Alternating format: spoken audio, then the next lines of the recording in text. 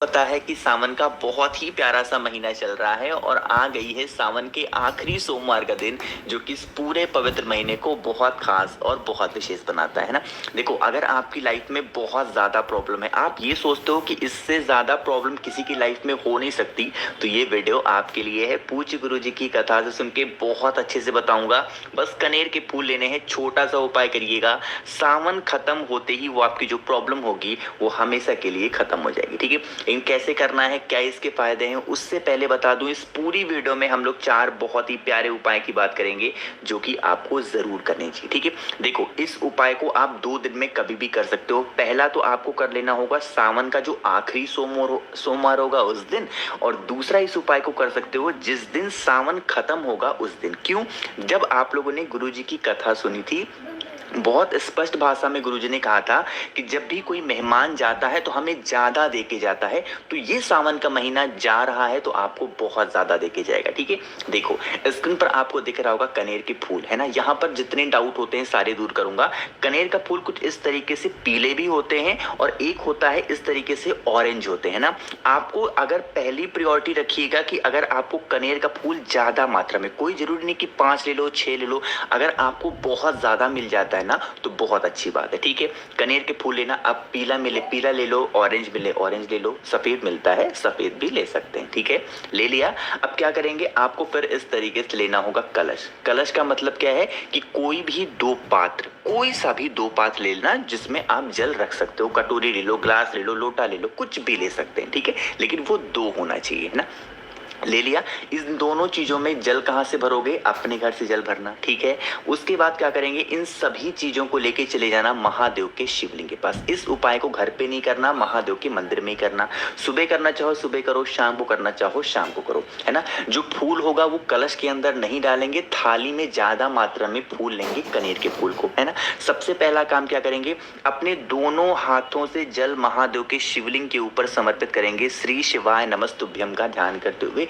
ऐसा नहीं होना चाहिए कि जल की धार मतलब ऊपर नीचे होके गिरे, एक साथ जल की धार आपको कलश से महादेव के शिवलिंग के ऊपर गिरानी है। ठीक है, समझ में आई बात? तो जब आपने जल समर्पित कर दिया, अभी आपके पास में कनेर के फूल ज्यादा मात्रा में है ना, तो क्या करोगे, जो कनेर के फूल है ना, आपको अच्छे तरीके से महादेव के शिवलिंग के ऊपर श्रृंगार करना है। महादेव को जो कनेर के फूल होते हैं ना बहुत प्रिय हैं। प्रिय क्यों है, हम चढ़ाते भी क्यों हैं? जो कनेर का फूल होता है ना वो जहरीला होता है। एक्चुअली में ये जो कनेर का फूल है ना ये जहरीला होता है। तो जब हम कोई भी जहरीली चीज महादेव को समर्पित करते हैं तो इस आस्था से समर्पित करते हैं कि महादेव ये जहरीली चीज मैं आपको समर्पित कर रहा हूँ, ये हमारे जीवन के जहर हैं, आप इन जहर को ले लें और हमारे घर में खुशियां दे दे। तो आप सबको पता है कि महादेव विष पीने वाले हैं, लोगों के दुखों को दूर करने वाले हैं, इसलिए कनेर का फूल बहुत पवित्र होता है। तो आप सभी लोग करिएगा जरूर। ठीक है, समझ में आई बात मेरी? चलो अब हम लोग आगे बढ़ते हैं इस वीडियो में अपने दूसरे उपाय की तरफ। दूसरा उपाय भी बहुत प्यारा है, बहुत सुंदर है।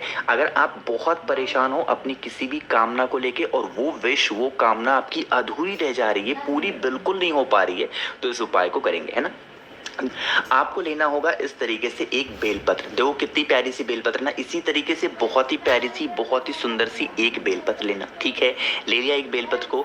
अब उस एक बेलपत्र को लेकर के हमें 2 जगहों पे जाना होगा अपनी कामना को कहते हुए। जो बात बताऊंगा मेरी बात बहुत ध्यान से सुनना, गलती बिल्कुल मत करना, है ना। क्या करोगे, सबसे पहले उस एक बेलपत्र को लेके चले जाना बेल पेड़ के नीचे, है ना। बेल पेड़ के नीचे जाना, सबसे पहला काम करोगे घी का दिया लंबी बत्ती का। सुबह जा रहे हो सुबह कर सकते हैं, शाम को जा रहे हो शाम को कर सकते हैं ना।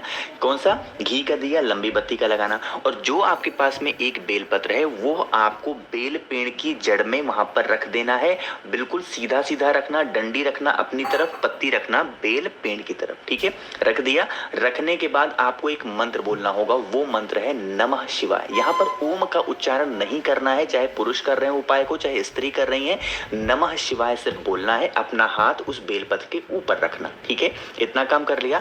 फिर उस बेलपत्र को उठाएंगे और लेके चले जाएंगे महादेव के शिवलिंग के पास। इस उपाय को घर पे नहीं करना, महादेव के मंदिर में ही करना। ठीक है, फेस रखना उत्तर दिशा यानी कि नॉर्थ डायरेक्शन। जो बेलपत्र बेल पेड़ पर आपने चढ़ाई थी उसी को उठा करके लाओगे महादेव के शिवलिंग के पास में, और महादेव के शिवलिंग के ठीक ऊपर उस बेलपत्र को समर्पित करेंगे, जिसकी डंडी होगी माता अशोक सुंदरी की तरफ और पत्ती का मुख होगा वो होगा आपकी तरफ। ठीक है, इतना काम कर लिया, उसके बाद आपको क्या करना होगा, यहाँ पर भी नमः शिवाय का उच्चारण करना है। कौन सा मंत्र? नमः शिवाय आपको यहाँ पर भी बोलना है और हाथ जोड़ करके महादेव से जो भी विनती करना, जिस भी कामना से इस उपाय को कर रहे हो उस कामना को कह देना, महादेव आप सभी की जो भी विशेष होंगी, जो भी इच्छाएं होंगी बहुत जल्दी पूरी करेंगे। ठीक है, बात आई क्या समझ में? चलो, तो यहाँ पर हम सभी लोगों ने 2 उपाय की बात कर ली है। आगे बढ़ते हैं इस वीडियो में हम लोग अपने तीसरे उपाय की तरफ। तीसरा उपाय क्या है और इसके क्या फायदे हैं, उससे पहले हमेशा की तरह एक छोटा सा काम आप सबको करना है और वो है वीडियो को करेंगे लाइक। जितने भी भाई बहन मेरी आवाज पहली बार सुन रहे हैं तो चैनल को सब्सक्राइब करिएगा। ठीक है, चलो अब सबसे पहले ये समझ लो कि इस उपाय को करने के आपके बेनिफिट क्या होंगे। आज के टाइम पे सबसे ज्यादा नीड, सबसे ज्यादा जरूरत लोगों किसके है, वो है धन संपदा को लेके, है ना, कि भैया हमारे घर में माता लक्ष्मी का वास नहीं है, धन की बहुत ज्यादा कमी रहती है, हम क्या करें। तो उसके लिए क्या करना होगा, जो बेल का पेड़ आपको दिख रहा है 3 जगहों पे आपको दीपक लगाना होगा। कब? जैसे सावन का जो आखिरी सोमवार है या फिर आखिरी दिन है, उस दिन क्या करोगे, 3 दीपक लगाओगे। थोड़ा क्रम बता रहा हूँ, समझने की कोशिश करिएगा। सबसे पहला दीपक लगाना होगा शाम के टाइम पे प्रदोष काल में, बेल पेड़ के नीचे घी का दिया, लंबी बत्ती का। हमेशा माता लक्ष्मी का आपको अगर मतलब कामना से कर रहे हो तो लंबी बत्ती का दिया घी का लगाओगे बेल पेड़ के नीचे। पहला दीपक यहाँ पे लगा देना। ठीक है, लगा दिया। दूसरा जो दीपक लगाओगे आप अपने घर की चौखट का जो मेन गेट होता है, ठीक है, लकड़ी वाला नहीं, जो एक मेन गेट होता है लोहे वाला, उस लोहे वाले गेट के पास में आपको चाहे तो इस साइड या फिर इस साइड कहीं पर भी, यहाँ पर भी आपको घी का दिया, लंबी बत्ती का, क्योंकि हमें माता लक्ष्मी का आगमन चाहिए अपने घर में। तो जब लंबी बत्ती होगी तो इससे क्या होगा, इंक्रीमेंट होगा, बढ़ोतरी होगी घर में, इसलिए लंबी बत्ती का दिया आपको लगाना होगा घी का। ठीक है, 2 काम हो गए। अब जो तीसरा काम करना है वो आपको समर्पित करना होगा, यानी कि आपको महादेव के मंदिर में या फिर घर में अगर आपके शिवलिंग है तो वहां पर भी आपको जलाना है। लेकिन अब यहाँ पर घी का दिया, गोल बत्ती का आपको लगाना होगा भोले शंकर के सामने। ठीक है, करके देखिएगा। इस सावन के आखिरी सोमवार पर इस उपाय को करके देखिएगा, आपके घर में हमेशा धन संपदा बनी रहेगी। अगर कर्ज वगैरह की समस्या बहुत ज्यादा रहती है ना, तो वो भी धीरे धीरे करके खत्म जरूर हो जाएगी। ठीक है, समझ में आई बात मेरी? चलो, तो यहाँ पर हम सभी लोगों ने 3 उपाय की बात कर ली है, जो कि बहुत प्यारे और बहुत सुंदर थे। आगे बढ़ते हैं। अब इस वीडियो में हम लोग अपने चौथे उपाय की तरफ। चौथा उपाय क्या है, इससे क्या बेनिफिट है, उससे पहले आपको एक बात बता दूं कि अगर आप लोगों में से किसी को भी मुझसे फोन पे बातें करनी है तो आप मुझे इंस्टाग्राम या फिर फेसबुक पे सेम आईडी से फॉलो कर सकते हैं, द नेचुरल प्लैनेट 108। ठीक है, चल अभी चौथे उपाय के सबसे पहले समझो बेनिफिट क्या है, फायदे क्या हैं।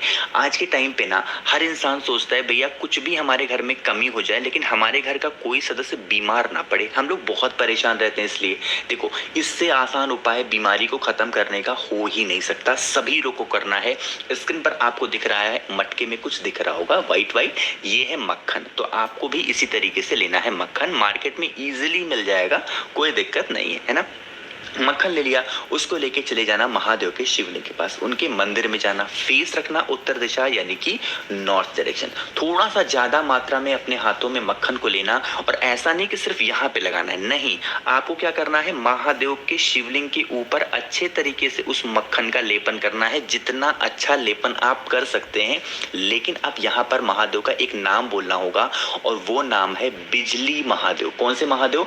बिजली महादेव या फिर बिजलेश्वर महादेव। कौन से? बिजलेश्वर महादेव या फिर बिजली महादेव के नाम से मक्खन का लेपन अच्छे तरीके से महादेव के शिवलिंग के ऊपर कर देना। ठीक है, करना, हाथ रख करके जो भी व्यक्ति बीमार होगा उसका नाम और गोत्र बोल देना और महादेव से प्रार्थना कर लेना। ठीक है, उसके बाद फिर 1 लोटा शुद्ध जल तांबे के लोटे से जो भी आप अपने घर से लेके आए हो वह समर्पित कर देना, श्री शिवाय नमस्तुभ्यम का ध्यान करते हुए, और उसके बाद आप अपने घर की तरफ चले जाना। आपके घर की जो बीमारियां होंगी ना, जो भी कष्ट होंगे, महादेव बहुत जल्दी दूर करेंगे और आप हमेशा खुश रहेंगे।